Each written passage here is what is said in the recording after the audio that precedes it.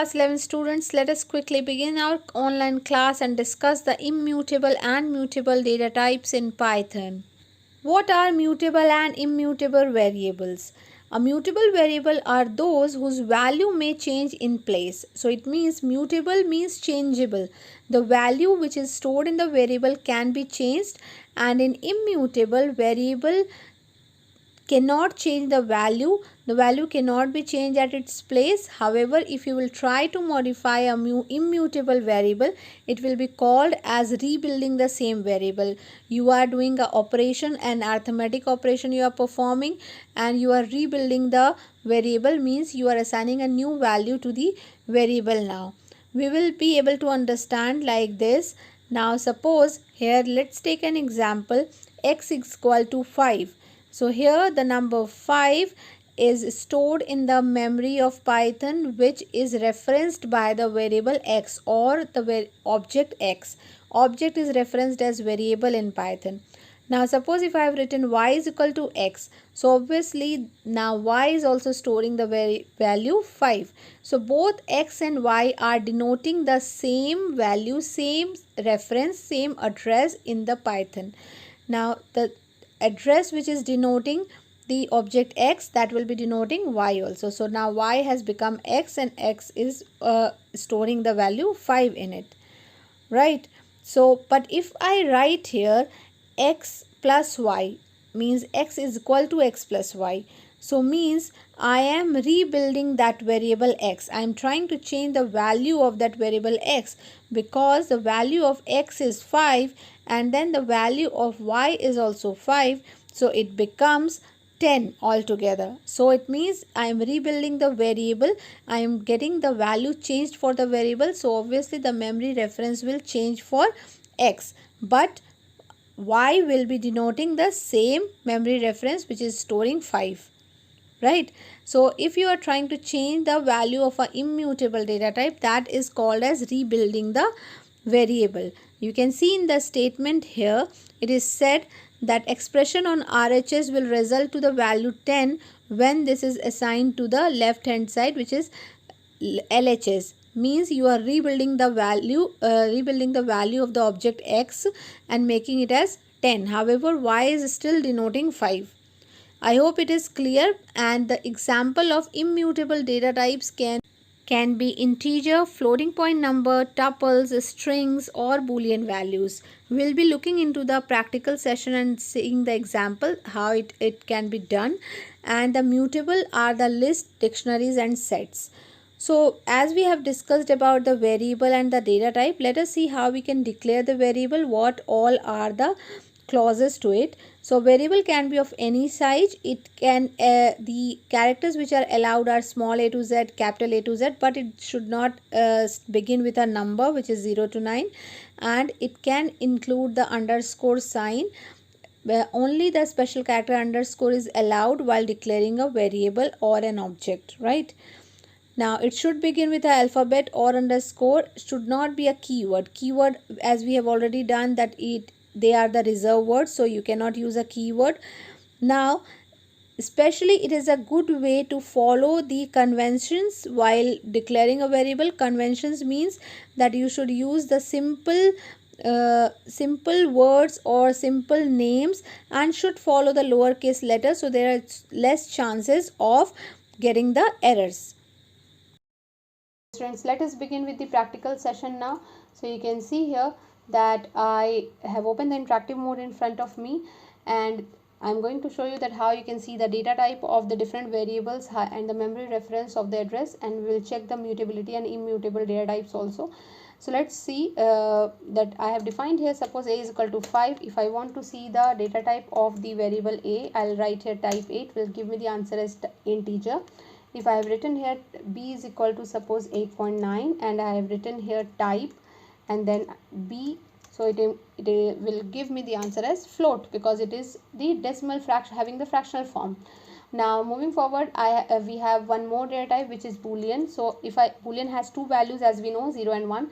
So you can see the value of 0 is false, and you can check the value of 1 also, it is true. And if you want to convert any kind of value, any particular boolean value or any value to a string, then you can do it with the str function. So I'll show you. You can use here str function, and then I have written here false. So you can see that this false will change to string, as it is the boolean value, but it has changed to string. You can understand like this also. Suppose I have written here a is equal to 9, and now I have written here str a. So you can see that the number which is the integer type, it has changed its value to now string, because a string is denoted enclosed in single quote or double quote. So you can see that with the help of str function, we can change the integer value to a string or any value to a string. Okay, moving forward, there is data type which we have learned, complex data type. So in complex, as we know that it has two parts, real and imaginary part.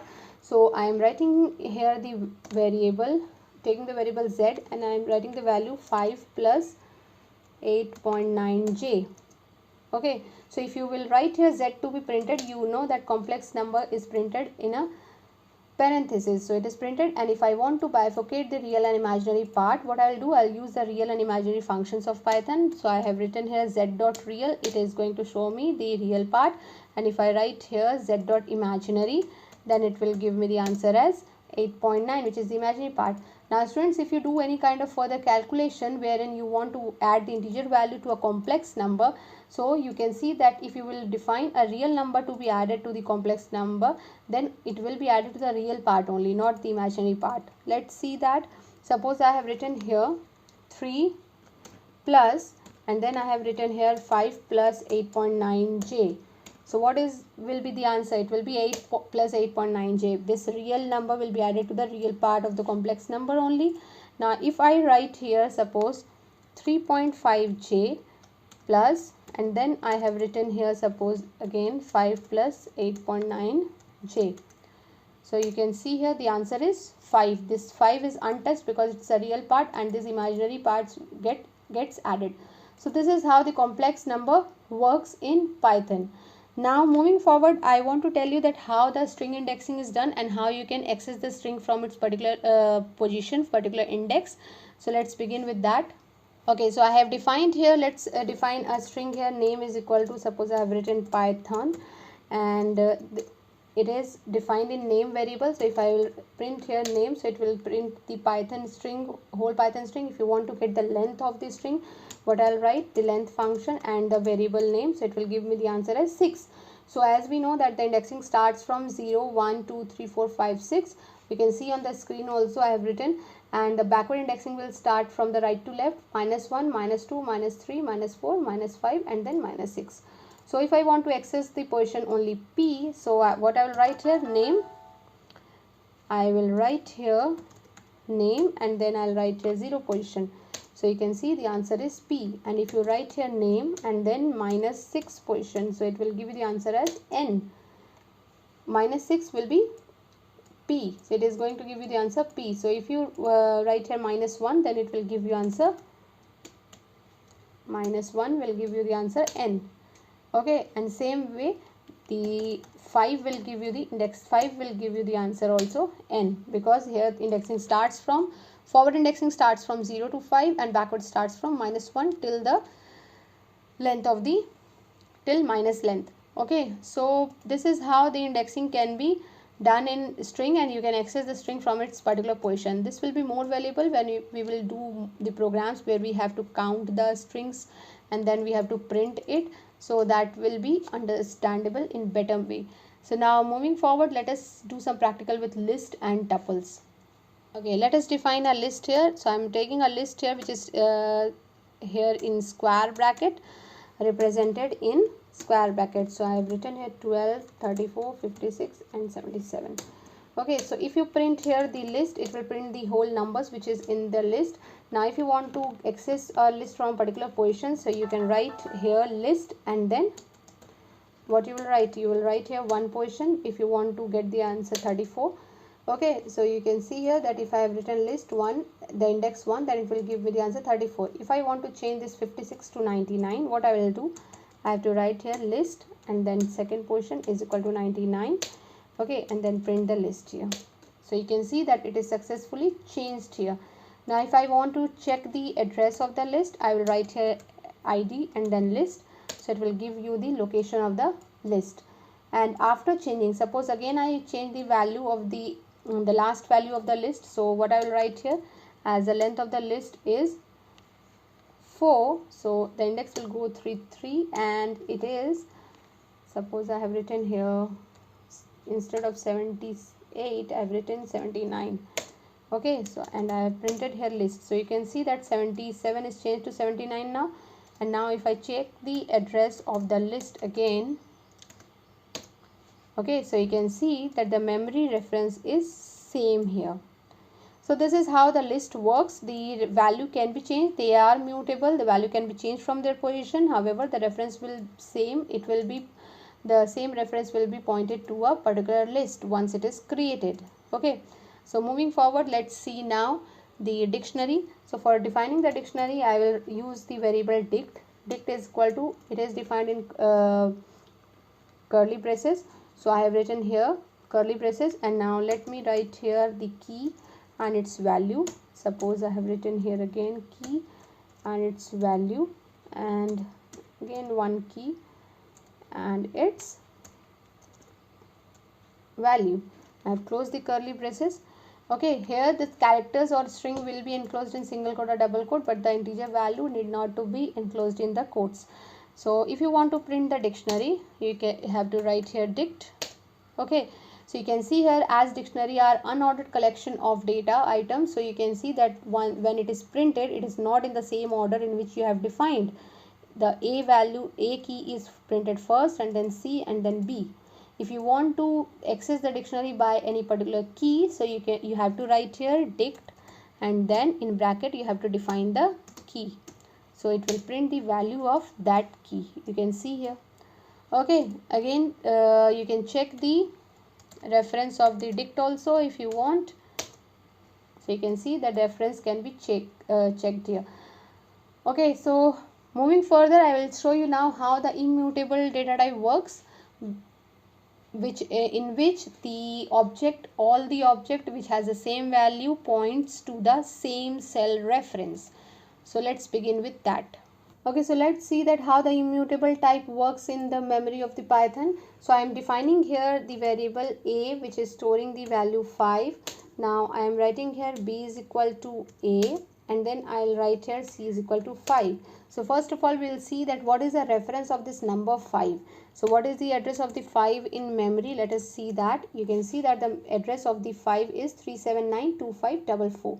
Now if I want to see the address of the a, it will give me the same cell reference, and if you will see the reference of b, it will give you the same answer, and if you will see the reference of c, again it is going to give you the same answer, because all the objects denote having the same value, storing the same value, will denote the same cell reference. The same cell reference is provided to them in immutable types. When the cell reference changes, let's see that. Now suppose here I have written here a is equal to 10. Okay, so obviously the reference of the 10 will be different. You can see the reference of the 10 is different, so the ID of the a, the reference of the a changes to 3792484, which is the reference of 10. Now suppose if I have written here b is equal to 8, and then I have written here c is equal to b. Okay, so let's see the reference of 8 first of all, because I have stored 8 in b object. So the reference is 3792508, and if you check the address of b and c, then it is also going to give you the, as b is equal to 8, the cell reference is same, but if you write here id and then c, it is also going to give you the same cell reference. So you can see that in Python, in immutable types, what happens that the object having the same value denotes the same cell reference, and whenever the object denotes the different value or stores a different value, then only it references the different address. Okay, Python keeps a count of the number of objects denoting the same value. So here you can see on the top that all a, b, c are pointing to the same address. So there are 3 objects pointing to the same cell reference. However, here you can see that 2 objects are pointing to the same cell reference, and 1 object a is pointing to the different cell reference. So this is how the immutable type works. Mutable type in list, we have already seen that how the value changes in the list and the cell reference remains the same.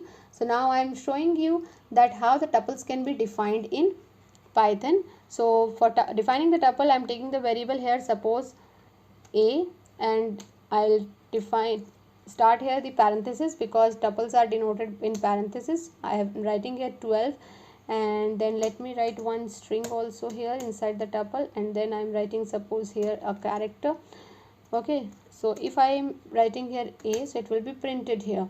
So you can see that tuples can be printed, prints when you write that name of the tuple, but if you want to change the value of the tuple, it will give you the error because tuples are immutable. You cannot change the value of the tuples. Okay, so this is how the tuple list and dictionary works.